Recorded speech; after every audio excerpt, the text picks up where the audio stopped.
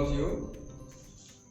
व्याकरण में आज हम लोग कारक पढ़ेंगे, तो चलिए शुरू करते हैं। सबसे पहले कारक किसे कहते हैं, तो यहाँ दिया हुआ है संज्ञा या सर्वनाम का क्रिया से संबंध कराने वाले शब्द कारक कहलाते हैं। संज्ञा या सर्वनाम का, तो सबसे पहले संज्ञा क्या होता है, संक्षेप में आपको बता देते हैं कि कोई भी नाम हो उसी को हम लोग संज्ञा कहते हैं। A noun is naming word, नाम को ही संज्ञा कहा जाता है। और साथ ही ये सर्वनाम, और उस नाम को दोबारा न पुकारा जाए इसलिए वहां सर्वनाम का प्रयोग होता है। जैसे हम कहते हैं कि राम घर जाता है और वह पढ़ता भी है, तो वह यहाँ जो प्रयोग हो रहा है वह राम के लिए ही प्रयोग हो रहा है, इसलिए वह सर्वनाम हो जाएगा और राम संज्ञा हो जाएगा। तो संज्ञा सर्वनाम अगले वीडियो में पढ़ाया जाएगा, लेकिन संक्षेप में इतना ही। संज्ञा या सर्वनाम का क्रिया से संबंध कराने वाले शब्द कारक कहलाते हैं। और इसी का संबंध जो है, जो शब्द क्रिया से कराता है वही क्या होता है, कारक कहलाता है। अब हम यहाँ पढ़ेंगे कारक के भेद। तो कारक के भेद की अगर हम बात करें तो कारक के 8 भेद होते हैं। क्रम वाइज हम आपको समझाने की कोशिश करेंगे। सबसे पहला जो है कर्ता कारक होता है। कर्ता कारक की अगर हम बात करें तो जिस संज्ञा या सर्वनाम शब्द से क्रिया के करने वाले का बोध होता है, यानी जो क्रिया करता है करने वाले का बोध होता है, उसे कर्ता कारक कहते हैं। यानी जिसके द्वारा क्रिया की जाती है वही क्या होता है, कर्ता कारक होता है। जैसे राधा खाना खाती है, तो जब हम ये बात कहते हैं, ये वाक्य बोलते हैं कि राधा खाना खाती है, तो खाने की क्रिया जो हो रही है वो किसके द्वारा हो रही है, राधा के द्वारा हो रही है। तो यहाँ राधा जो है वो कर्ता कारक हो जाएगी। अब यहाँ हम बात करते हैं साहिल खेलेगा, तो खेलने की क्रिया किसके द्वारा हो रही है, साहिल के द्वारा हो रही है। जो क्रिया हो रही है वह किसके द्वारा हो रही है, साहिल के द्वारा हो रही है। तो यहाँ साहिल क्या हो जाएगा, कर्ता कारक हो जाएगा। अब हम दूसरे नंबर पे आते हैं कर्म कारक। तो कर्म कारक की बात करें तो संज्ञा या सर्वनाम के जिस पद पर कर्ता द्वारा की गई क्रिया का प्रभाव पड़ता है उसे कर्म कारक कहते हैं। कर्ता द्वारा की गई क्रिया का प्रभाव पड़ता है, यानी क्रिया का प्रभाव जिस पे पड़ता है वही क्या होता है, कर्म कारक होता है।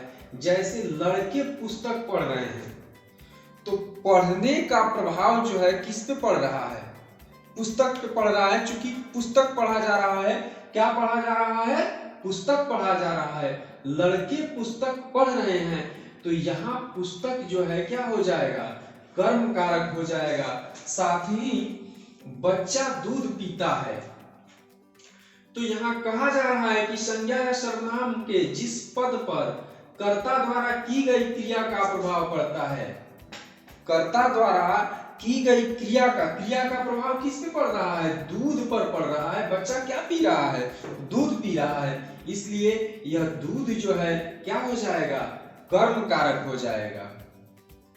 अब हम यहाँ बात करें करण कारक की, तो संज्ञा या सर्वनाम के जिस रूप से क्रिया के साधन का बोध होता है उसे करण कारक कहते हैं। क्रिया के साधन यानी क्रिया किस चीज से की गई है, किस वस्तु से की गई है। तो राम ने रावण को बाण से मारा, राम ने रावण को बाण से मारा। साधन यहाँ पे कौन सा लगा है, बाण से। किससे मारा जा रहा है, बाण से मारा जा रहा है। तो ये बाण से जो है वही क्या हो जाएगा, करण कारक हो जाएगा। और यहाँ वह डेंगू से चल बसा, तो चल बसने की यहाँ जो क्रिया हो रही है वह चल बसा किससे हो रही है, किसके द्वारा हो रही है, डेंगू के द्वारा हो रही है ना। तो डेंगू से क्या हो जाएगा, यहाँ डेंगू से करण कारक हो जाएगा। अब हम बात करते हैं संप्रदान कारक की।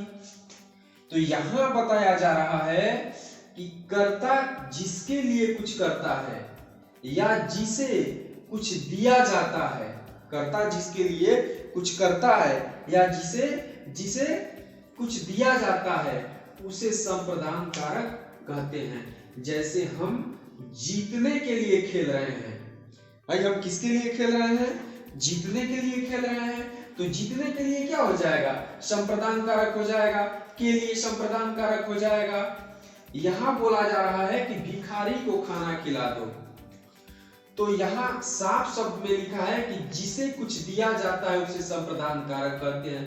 किसे दिया जा रहा है, भिखारी को दिया जा रहा है। किसे दिया जा रहा है, भिखारी को दिया जा रहा है। तो भिखारी को क्या हो जाएगा, भिखारी को क्या हो जाएगा, संप्रदान कारक हो जाएगा।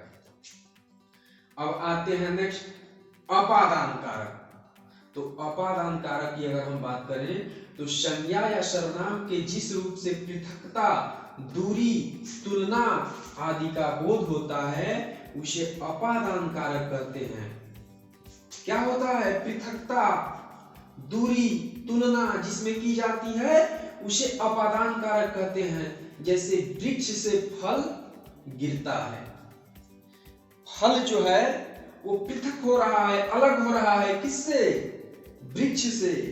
तो अलग होने की क्रिया जो है जहां होती है वहां अपादान कारक होता है। कैसे, वृक्ष से फल गिरता है तो से जो है क्या हो जाएगा, अपादान कारक हो जाएगा यहाँ पे। और दिल्ली आगरा से दूर है तो यहाँ दूरी बताई गई है, तुलना बताई गई है कि आगरा से दिल्ली दूर है, यानी यहाँ से जितना दूर आगरा है उससे ज्यादा दूर दिल्ली है। तो यहाँ से जो है वो क्या हो जाएगा, अपादान कारक हो जाएगा।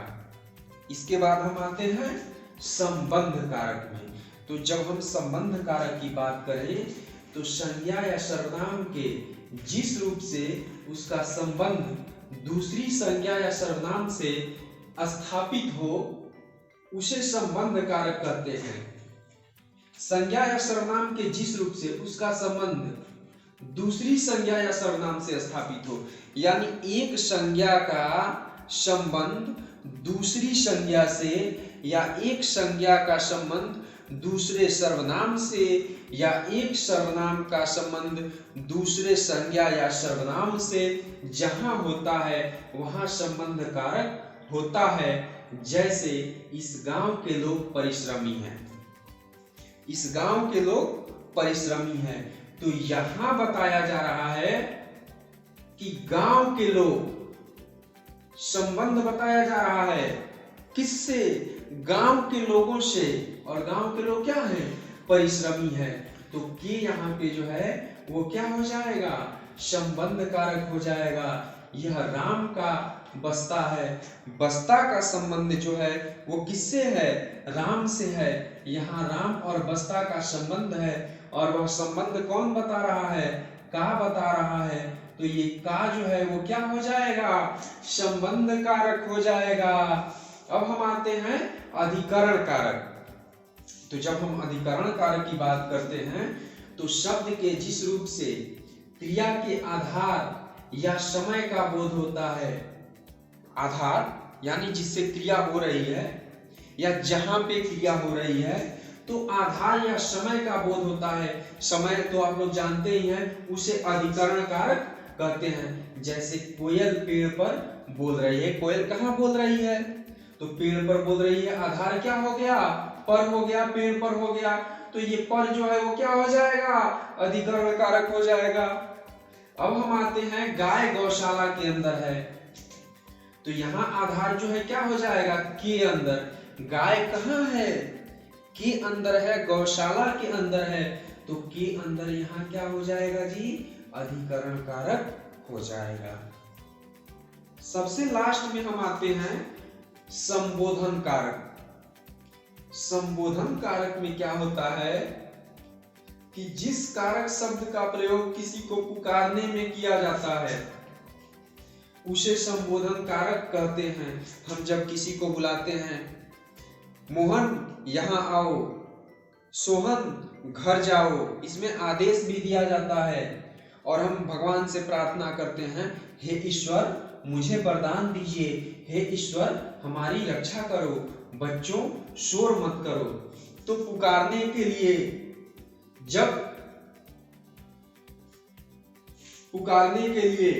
जब किसी शब्द का प्रयोग किया जाता है, जब किसी वाक्य का प्रयोग किया जाता है, तो वहां संबोधन कारक होता है।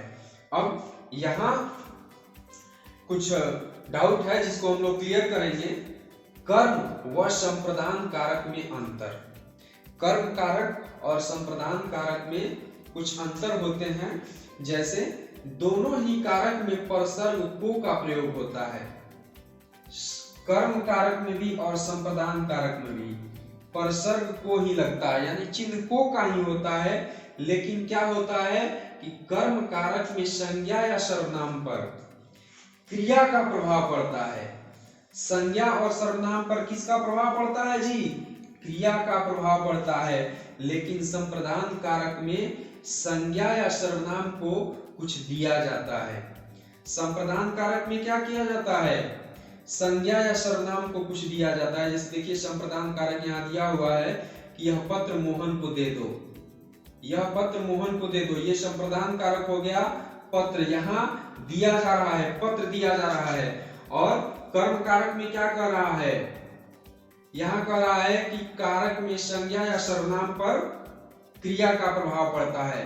उसने मोहन को पीट दिया, तो पीटने का प्रभाव किस पे पड़ रहा है? मोहन पे पड़ रहा है। किसको पीटा जा रहा है? मोहन को पीटा जा रहा है। तो ये मोहन क्या हो जाएगा? कर्म कारक हो जाएगा।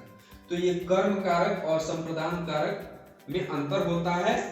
ये लगता एक जैसे है, इसका चिन्ह एक जैसे होता है को, लेकिन दोनों में अंतर होता है। एक और है करण व अपादान कारक। करण व अपादान कारक में अंतर। इसमें क्या है कि दोनों ही कारकों में कारक चिन्ह से का प्रयोग होता है। इसमें क्या है? करण कारक और अपादान कारक दोनों में क्या होता है? चिन्ह जो है वो से का ही प्रयोग होता है। लेकिन इसकी बात करें तो करण कारक से साधन का पता चलता है। करण कारक से क्या पता चलता है? साधन का पता चलता है। जैसे यहाँ दिया हुआ है, उसने चाकू से सेब काटा। सेब काटने की क्रिया हो रही है, वह किस साधन से हो रही है? चाकू से हो रही है। यहाँ जो है सो चाकू से सेब काटा जा रहा है, ये करण कारक हो गया। और जिससे क्रिया होती है, आपादान कारक अलग होने या दूरी के भाव को प्रकट करता है। और अपादान कारक में क्या होता है?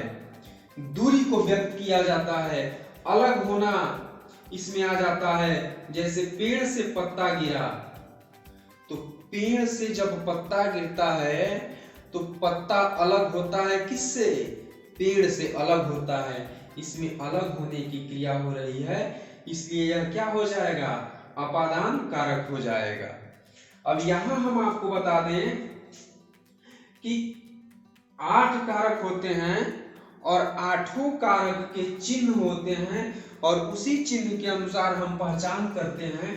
कर्ता कारक का चिन्ह ने होता है, कर्म कारक का चिन्ह को होता है, करण कारक का चिन्ह से के द्वारा होता है, संप्रदान कारक का चिन्ह को के लिए होता है, अपादान कारक का चिन्ह से अलग होने के लिए होता है, और संबंध कारक का चिन्ह का के की रा रे री ना ने नी होता है, अधिकरण कारक का चिन्ह में पै पर होता है, संबोधन कारक का चिन्ह हे अरे ओ इत्यादि होते हैं। तो यही जो है वो आप लोगों का कारक है। हम उम्मीद करते हैं आप लोग समझ गए होंगे, और इसके बाद नेक्स्ट वीडियो में बताया जाएगा। तब तक के लिए धन्यवाद।